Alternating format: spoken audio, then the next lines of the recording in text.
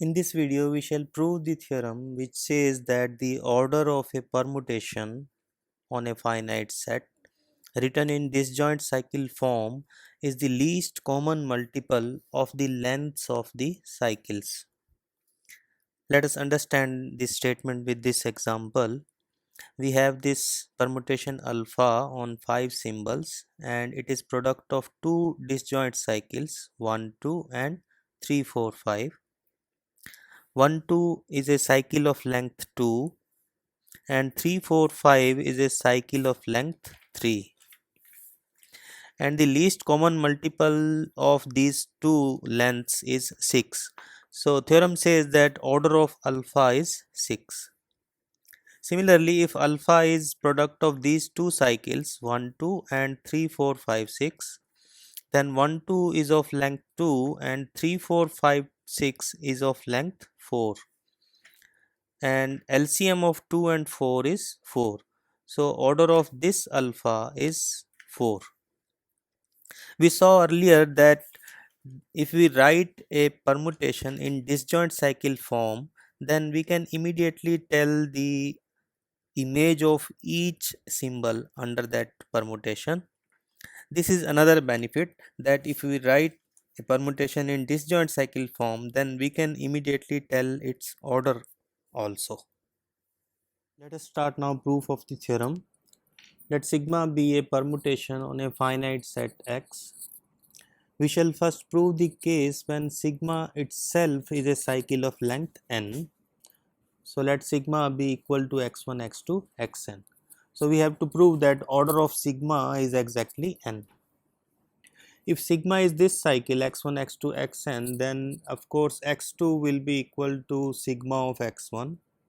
Under sigma x1 goes to x2, x2 goes to x3. So x3 is sigma of x2, but sigma of x2 we can write down as sigma of x1. So sigma of x1 becomes sigma square x1. So x3 becomes sigma square of x1, and continuing like this we get xn is equal to sigma raised to power n minus 1 of x1, and lastly sigma raised to power n x1 is x1. Okay, so by definition of sigma, that as we have defined sigma raised to power n x1 is x1. Now let us apply sigma raised to power n on x2. x2 is sigma of x1. So we are having sigma raised to power n plus 1 on x1, but this we can write down as sigma and sigma to the power n x1. Sigma raised to power n x1 is again x1. So we are left with sigma x1 and sigma of x1 is x2. So that means sigma raised to power n also fixes x2. Similarly, we can show that sigma raised to power n fixes all xi. And if we have a symbol y that is not equal to any of the xi's, then it will not appear in this cycle sigma. So sigma will fix this y, and if sigma fixes y, then sigma to the power n also fixes y. So we have proved that sigma to the power n x is x for all x in x. So that means sigma to the power n is identity map. So sigma is killed by n. In order to show that order of sigma is exactly n, we have to show that sigma cannot be killed by a number in integer k less than n. So suppose that sigma raised to power k is I for some k less than n, for some k positive of course, then sigma raised to power k x1 will become I x1, and I x1 is x1. But by definition of sigma, sigma raised to power k x1 is xk plus 1. So we have xk plus 1 equal to x1. But this will contradict the length of the sigma, because length of sigma is n, and so we can have only xn plus 1 equal to xn. So this shows that order of sigma is exactly n. So this proves the case when sigma is a cycle of length n. Sigma itself is a cycle. Now suppose that sigma is a product of two disjoint cycles alpha and beta, and their lengths are m and n respectively. Let k be the LCM of m and n. So k is a multiple of both m and n. Now alpha is of length m, so order of alpha is m, and beta is a cycle of length n, so order of beta is n. So order of alpha is m, so alpha to the power m will be identity, and similarly beta to the power n is also identity.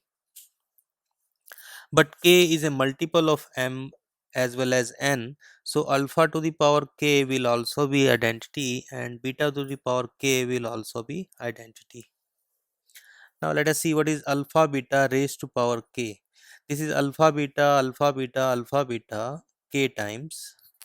But alpha and beta are disjoint cycles, so they will commute with each other. So this alpha beta k times, we can collect all the alphas together and collect all the betas together. So it becomes alpha to the power k and beta to the power k. Alpha to the power k is identity, beta to the power k is identity, so we get identity. So that means alpha beta is killed by this integer k. So that means order of alpha beta will divide k. Now suppose that order of alpha beta is t. So alpha beta raised to power t will be I. That means alpha raised to power t times beta raised to power t is I. And this implies that alpha raised to power t is equal to beta raised to power minus t. Now since alpha and beta are disjoint, so alpha raised to power t and beta raised to power minus t are also disjoint. We can understand this as follows. So suppose alpha is x1, x2, xn, and beta is y1, y2, yn. Since alpha and beta are disjoint, so no xi will appear in beta and no yi will appear in alpha. Now if z is any symbol that does not appear in alpha,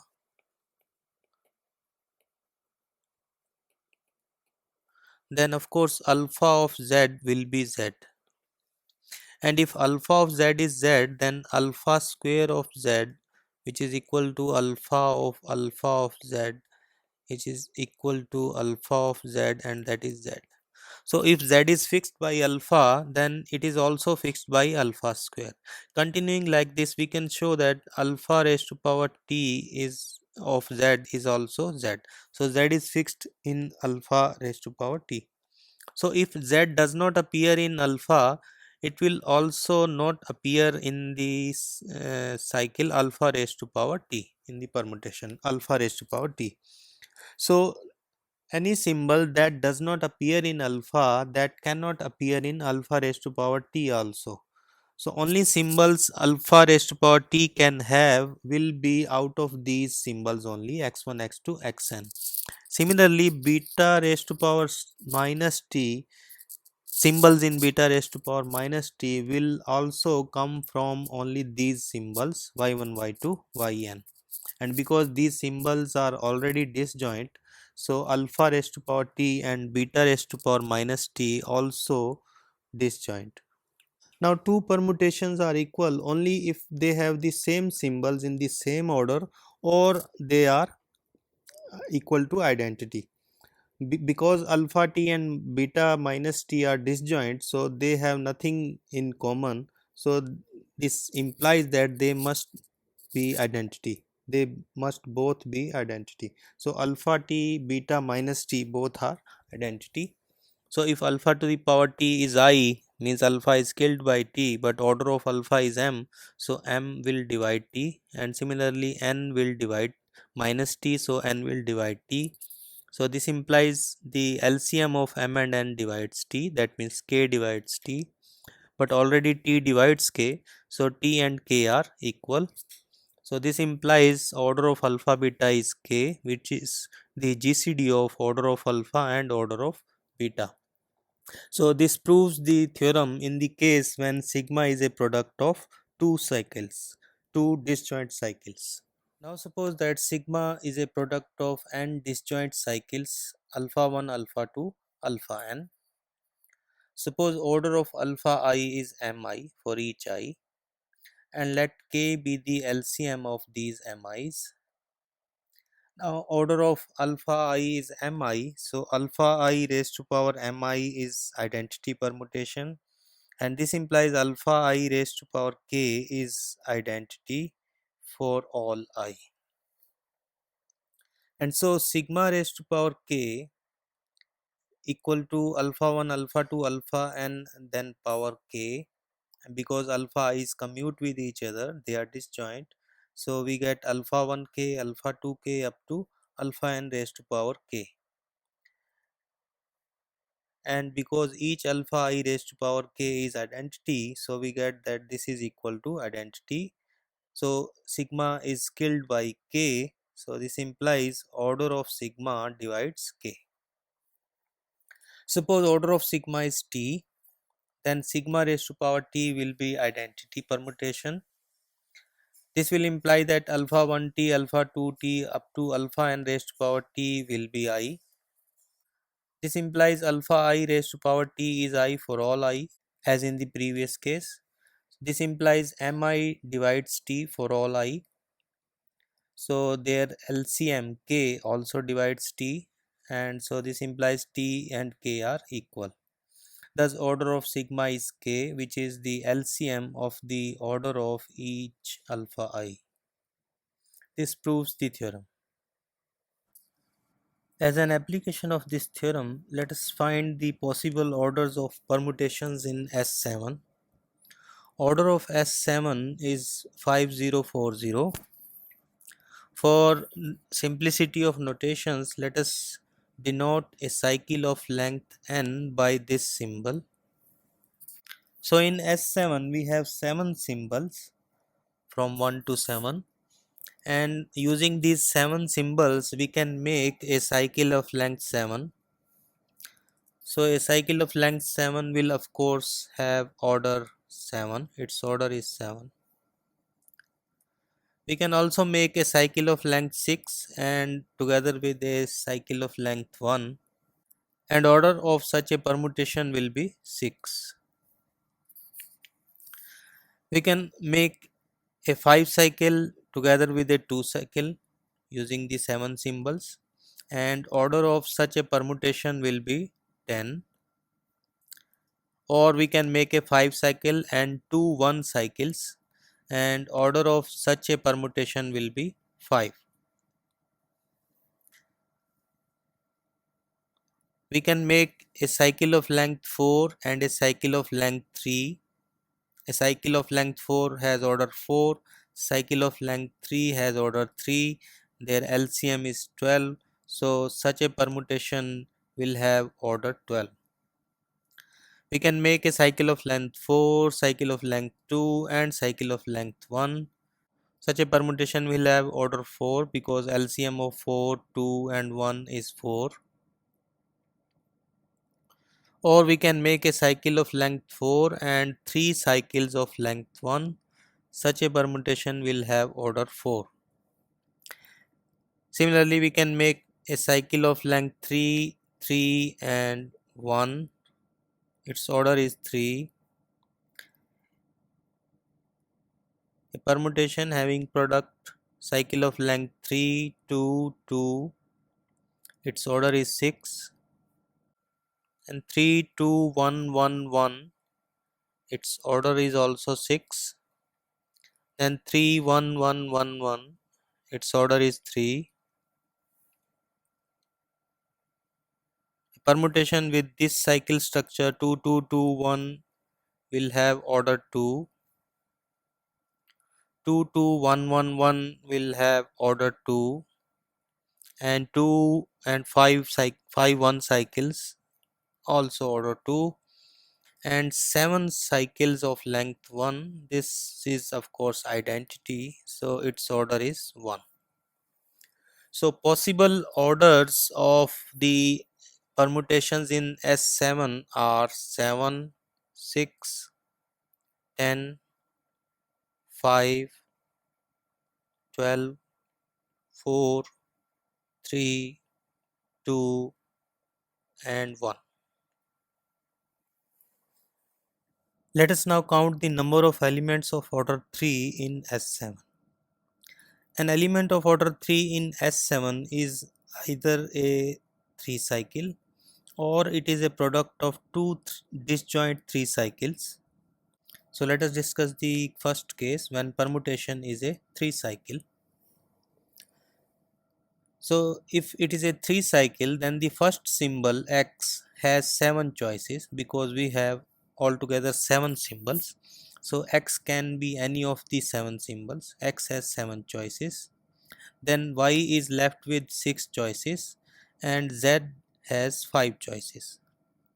So overall we have 7 into 6 into 5 such triplets in S7.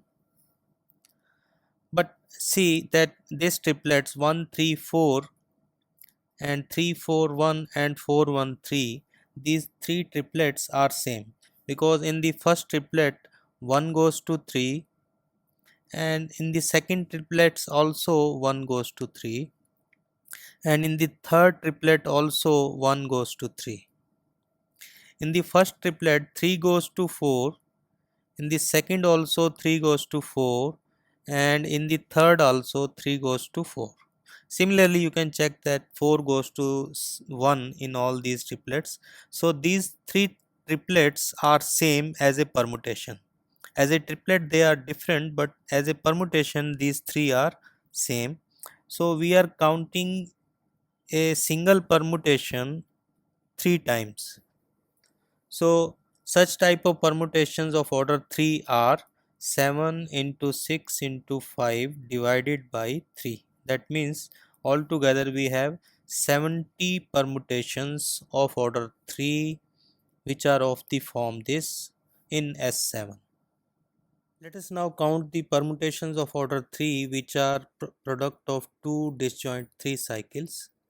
Now the first 3 cycle XYZ can be created with 70 ways and the second 3 cycle ABC can be created with 4 into 3 into 2 divided by 3, that means 8 ways.